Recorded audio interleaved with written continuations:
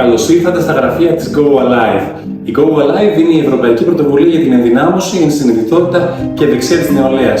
Είναι ένας ευρωπαϊκός οργανισμός που ιδρύθηκε τον Ιανουάριο του 2020 με έδρα την Κοζάνη στη Δυτική Μακεδονία στην Ελλάδα. Βασική προτεραιότητα της Go Alive είναι η ενδυνάμωση της νεολαίας μέσω της ενσυνειδητότητας, του mindfulness δηλαδή, και της ευεξίας.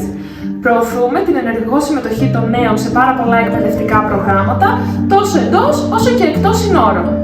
Go Alive holds Erasmus Plus accreditation and European Solidarity Corps quality label that allow us to host volunteers not only from Europe but around the world. Coming from Morocco. I am from Turkey. We are the first long-time volunteers in Go Alive. Our life-changing experiences started here. Ήδη το 2024, 4 άτομα έκαναν την πρακτική τους πάνω στο project management. Η Go Alive υποδέχεται φοιτητές και φοιτήτρες από όλα τα τμήματα και όλα τα πανεπιστήμια της Ελλάδας να πραγματοποιήσουν την πρακτική τους άσκηση στην έδρα του οργανισμού στη Κοζάνη.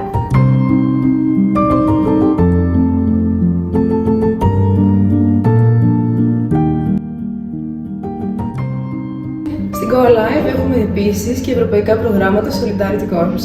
Ένα από αυτά είναι και το Digital Skills for Youth Employability. Στο πρόγραμμα αυτό, κάθε 2 Παρασκευές πραγματοποιείται ένα εργαστήριο μέσα από το οποίο οι νέοι μαθαίνουν διάφορες ψηφιακές δεξιότητες που θα τους βοηθήσουν στην καριέρα τους. At Go Alive, we are constantly looking for participants for various projects all throughout Europe. We are sending 250 people each year abroad, so if you want to be the next one, please contact us.